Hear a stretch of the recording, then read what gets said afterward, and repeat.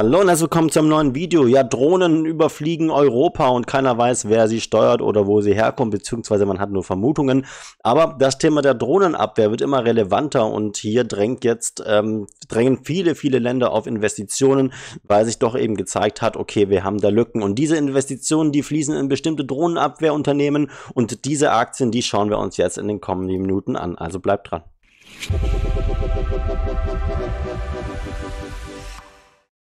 Ja, wer die Nachrichten verfolgt hat in der letzten Zeit, der wird nicht drum rumgekommen sein, ja, über das Thema der Drohnensichtungen in verschiedenen Ländern. Es hat ja zuerst in Polen und Dänemark angefangen und jetzt sieht man auch vermehrte Drohnenaktionen, unbekannte Drohnen über Deutschland, zuletzt auch im Flughafen München, der lahmgelegt wurde. Und jetzt wird natürlich das in Anführungszeichen Geschrei groß, dass man jetzt hier entsprechend auch Defizite hat. Und das zeigt sich natürlich jetzt und dementsprechend wurde auch schon angekündigt vom Verteidigungsministerium, dass man hier verstärkt investieren möchte. Bevor wir anfangen und die Aktien besprechen und natürlich auch analysieren, zuerst noch der Risikohinweis, dass alles, was ich sage, keine Kaufs- oder Verkaufsempfehlung darstellt und auch keine Finanzberatung ist, sondern lediglich meine eigene Meinung. So, gehen wir mal rein in das Thema und hier sehen wir auch schon eine Schlagzeile aus hier, weil ich mal rausgepickt habe und da sehen wir auch schon quasi das, was den Kern trifft aktuell. Ja, die Bundeswehr investiert immer mehr in Drohnenabwehr, nicht nur in die Drohnensysteme selber, sondern eben auch in die Drohnenabwehr. Und da gibt es speziell 3 Aktien, die wir gleich besprechen werden. Die eine Aktie, die auch hier schon vom Verteidigungsministerium angesprochen wurde, das ist die Aktie von Rheinmetall, die den Sky Ranger produziert. Ja, hier hat die Bundeswehr schon einige bestellt, aber ich denke, die Bestellung wird in den nächsten oder könnte möglicherweise noch ausgeweitet werden. Und es ist ja nicht nur Deutschland, die in die Drohnenabwehr investieren, sondern auch viele andere Länder. Die Schweiz neuerdings, habe ich auch in der Nachricht gesehen, besprechen wir gleich bei der entsprechenden Aktie. Aber Rheinmetall ist natürlich eine Aktie, die entsprechend relevant ist. Und ja, ich sag mal, der Druck ist groß. Und hier, sehe ich so eine Sonderkonjunktur, die entsprechend auch die Drohnenabwehraktien nach oben jubeln dürfte. Hier sehen wir zum Beispiel, ich schätze mal, das ist so eine Art Jammer. Ja, das ist auch unter anderem eine Art von Drohnenabwehr. Ja, also so Störsignale neben klassischem Abschießen. Und dann haben wir noch Laserwaffen. Die Aktie schauen wir uns auch gleich noch an. Doch zuerst gehen wir mal rein. Ja, Rheinmetall ist natürlich eine der großen Aktien, die davon profitieren könnten. Der Sky Ranger ist eine der Flugabwehrtechniken, die das Unternehmen anbietet. Wir haben natürlich aber auch spezielle Drohnenabwehr-Tools. Ja, aber grundsätzlich ist Rheinmetall nicht nur ein Pure Play, was das angeht, für Drohnenabwehr, sondern generell einfach Verteidigungstechnik, um es mal so auszudrücken. Ja, aber hier generell könnte das der Aktie von Rheinmetall neuen Aufwind geben und wir sehen es auch schon so ein bisschen am Chart. Wir haben ja hier, nachdem die Aktie ja wirklich schon sehr gut gelaufen ist in den letzten Jahren, natürlich aus gegebenem Anlass des Ukraine-Kriegs, aber es sieht nicht so aus, als würde die Aktie jetzt in der nahen Zukunft einen größeren Rücksetzer machen. Das hätten wir hier womöglich doch haben können, aber die Aktie jetzt vor allem auch durch die neuerdings durch das Thema der Drohnen sollte meines Erachtens auch einen neuen Aufschwung bekommen. Und wir haben ja auch dieses Allzeithoch jetzt hier geknackt. Ja, das ist tendenziell auch ein positives Signal, dass sich dieser Aufwärtstrend zumindest kurzfristig fortsetzt. Ja, die Aktie von Rheinmetall ist natürlich dementsprechend auch schon ein bisschen teuer. Durchaus, ja, klar. Wenn wir mal die Historie betrachten, dann sehen wir haben jetzt einen KOV von 8 und die Aktie normalerweise, wenn wir hier in normalen Zeiten oder von normalen Zeiten sprechen können, dann war die Aktie normalerweise unter den KUV von 1. Also ihr seht schon, die Aktie ist schon wirklich, man kann sie als teuer bezeichnen, tatsächlich, ja. Aber ja, solange wir den Trend haben, der aufwärts geht, sehe ich die Rheinmetall-Aktie auch weiterhin im Aufwind. Aber nichtsdestotrotz würde ich hier entsprechend durchaus sagen, dass man noch einsteigen kann, zumal wir jetzt hier ein positives Chartbild haben, diesen Aufwärtstrend weiter fortsetzen können. Wir haben natürlich auch die Sonderkonjunktur von den NATO-Ländern etc. Das ist auch teilweise schon eingepreist tatsächlich, aber das, was jetzt aktuell in den Kurs eingepreist wird, ja, das ist eben dieses Thema mit der Drohnen, also noch mehr Investitionen in Verteidigung und das dürfte zumindest Rheinmetall kurzfristig nochmal zu neueren Hochs bewegen.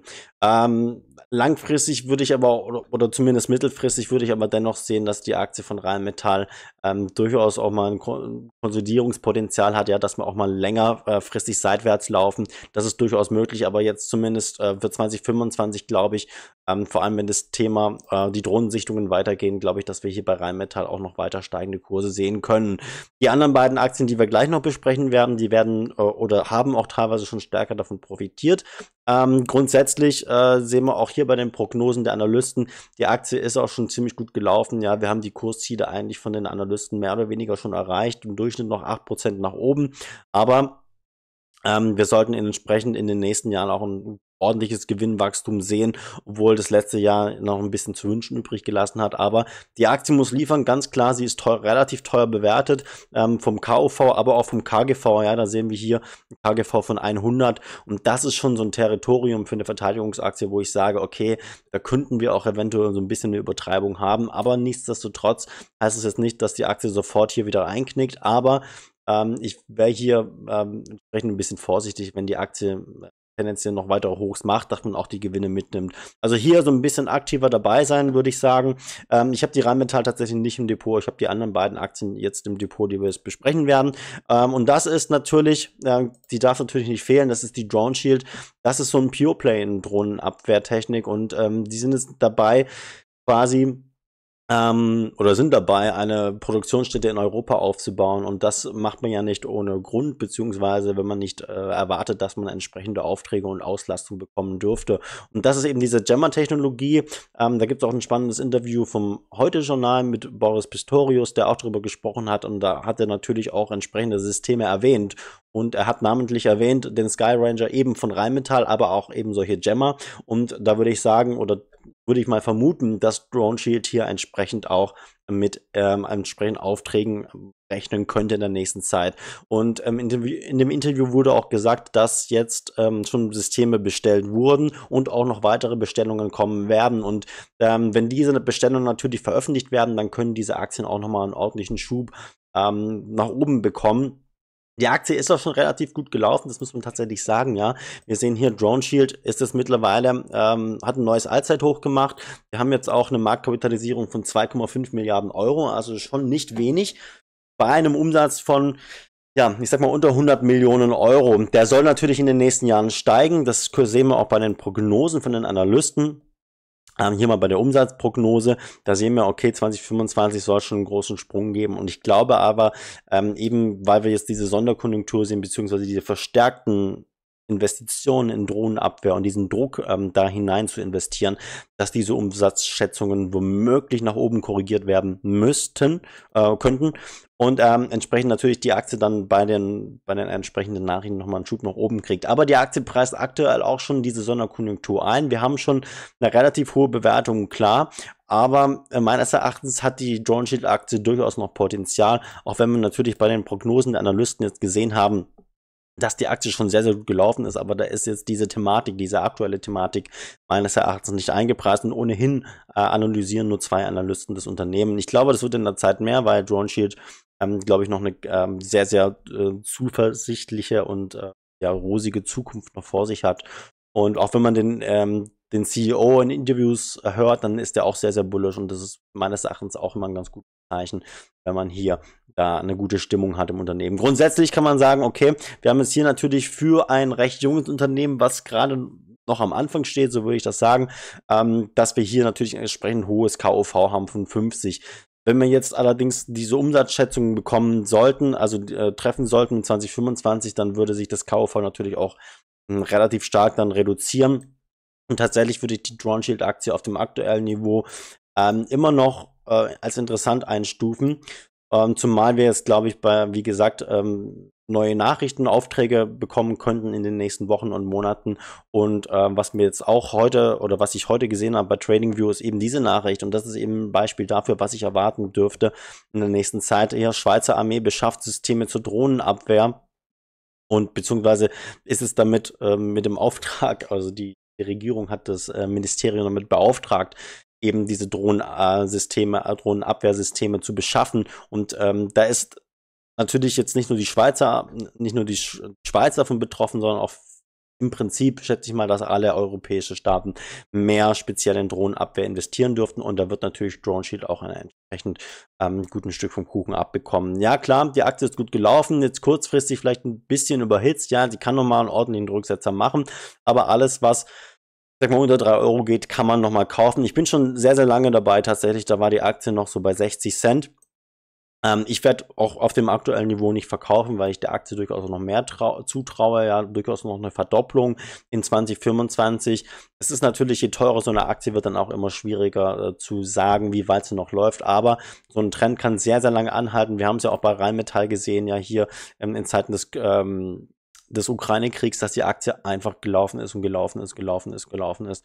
Und wenn man da auf einen größeren Rücksetzer gehofft hat, dann hat man diesen eigentlich nicht bekommen. Also mit größeren Rücksetzer meine ich hier mal die 50-Wochen-Linie deutlich unterschritten, mal die 200-Wochen-Linie berührt. Und das ist eben, ja, in einem so starken Trend auch nicht unüblich, dass wir eben so scharfen Korrekturen nicht sehen. Das war, glaube ich, die schärfste Korrektur, die wir jetzt in den nächsten Wochen sehen dürften. Ich denke, die Aktie wird eher weiter steil nach oben gehen. Deswegen ist Drone Shield tatsächlich einer so meiner Favoriten. Die Aktie läuft auch sehr, sehr gut und rein charttechnisch sieht es top aus, obwohl wir kurzfristig in den nächsten Tagen sicherlich noch mal ein bisschen seitwärts laufen könnten, aber dann mit neuen Nachrichten glaube ich auch, dass wir relativ schnell dann die 5 Euro erreichen können. So, kommen wir zur nächsten Aktie und das ist Electro-Optic Systems. Das ist auch eine sehr, sehr spannende Aktie, die zwei Segmente hat, einmal Defense und einmal Space. Also im Prinzip zwei Bereiche, die eine große Zukunft noch vor sich haben, beziehungsweise gerade der Bereich Space, also Raumfahrt, glaube ich, wird noch sehr, sehr vielversprechende Aktien hervorbringen. Aktuell ist das Thema Defense natürlich im Fokus und hier haben wir natürlich diese Counter-Drohnen-Abwehrsysteme. EOS abgekürzt ist eben diese Aktie, die Laserabwehrsysteme baut und Laser hat entsprechend natürlich auch einen großen Vorteil, dass man entsprechend natürlich günstiger die Drohnen abschießen kann, als wenn man jetzt Hardware-Munition benutzt. Ja, wir sehen es hier, Hard and High Energy Laser Kill Capabilities. Das ist eben die Technologie, die auch namentlich von Boris Pistorius genannt wurde, also Laserabwehrsysteme, die die Bundeswehr beschaffen wird. Man hat noch keine Namen genannt, man hat nur gesagt, man möchte es bestellen und gut möglich, dass EOS hier eventuell hier auch einen Auftrag an Land ziehen könnte. Dementsprechend dürfte die Aktie dann neuen Schub nach oben bekommen. Ja, die Aktie auch hier schon ziemlich gut gelaufen. In den letzten Tagen ein bisschen größere Rücksätze gesehen, als es zum Beispiel bei Drone Shield. Aber auch hier sehen wir natürlich die Aktie schon einiges an Bewertung aufgenommen, muss man sozusagen. Also wir haben jetzt hier 1,7 Milliarden australische Dollar. Das sind, glaube ich, 1,2 Milliarden Euro, wenn ich mich recht entsinne, bei einem Umsatz von um die 200 Millionen Euro. Also wir sehen die Aktien tendenziell ein bisschen günstiger bewertet als Drone Shield. Ja, wir haben einen KUV von 20 und wenn man hier mit Aufschlägen punkten kann, wenn da das Unternehmen quasi in die News, in die Schlagzeilen kommt, dann sehen wir auch, dass wir hier eine Bewertungsausweitung bekommen könnten und dann sehe ich die Aktie auch deutlich höher. Also dann traue ich der Aktie auch nochmal gut 100% zu, wenn hier dieser positive Newsflow weiter anhält. Auch sehr interessant ist, dass wir hier in der Gewinnzone sind, zumindest mal das letzte Halbjahr war schon mal sehr, sehr gut, vielleicht auch Sondereffekte, weil der Gewinn schon außerordentlich hoch war, aber grundsätzlich sehen wir hier, dass dieses Unternehmen immer mal wieder größere negative Umsätze, also Verluste hat. Dementsprechend natürlich auch, weil es ein junges Unternehmen ist, auch noch viel investieren muss, aber man ist, glaube ich, auf einem ganz guten Weg und dementsprechend würde ich EOS ebenfalls auch profitieren kann von Drohnenabwehr dann ins Depot holen. Ich habe die Aktie tatsächlich gekauft. Für das zweite Halbjahr 2025 wird sogar der erste Gewinn erwartet.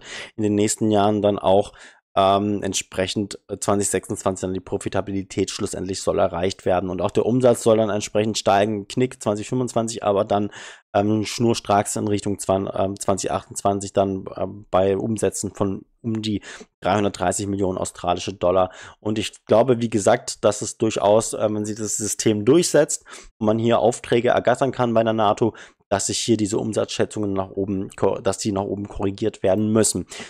Ja, ich habe die Aktie jetzt gekauft. Wir sehen jetzt hier einen Rücksetzer. Wir sind im Tageschart. Wir haben jetzt aber hier, sind noch im Aufwärtstrend. Das heißt, dass wenn die Aktie noch mal ein paar Prozent, so 5% nach unten geht, in Richtung 8 australische Dollar, glaube ich, dass wir hier eine ganz gute Kaufgelegenheit haben, weil eben diese Thematik so akut ist und ich glaube nicht, dass die so schnell abebbt und deswegen glaube ich, dass es eine ganz interessante Kaufgelegenheit sein kann und ich finde eben diese Mischung ganz praktisch eben, weil man gerade eben aktuell dieses heiße Thema von Verteidigung spielt, im Portfolio hat beim Unternehmen, aber natürlich auch Space, was dann langfristig auch nochmal sehr, sehr interessant ist.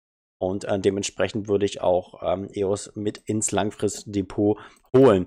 Ja, ansonsten, wie gesagt, das ist das aktuelle Thema, was meines Erachtens ein sehr, sehr spannendes Feld ist. Schreibt gerne in die Kommentare, wie ihr das seht. Investiert in die Aktien, glaubt ihr, die Aktien sind teuer? Schreibt gerne in die Kommentare. Ich beantworte auch bestmöglich alle Kommentare und ich mag es auch da zu diskutieren, eure Meinung zu hören.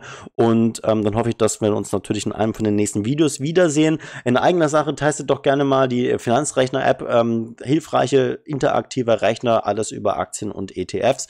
Schaut gerne mal rein, die App ist kostenlos und dann hoffe ich, dass wir uns, wie gesagt, in einem von den nächsten Videos wiedersehen. Lasst noch einen Daumen da nach oben, wenn es euch gefallen hat und ein Abo, das würde mich freuen. Bis dann, alles Gute, viel Erfolg und ciao.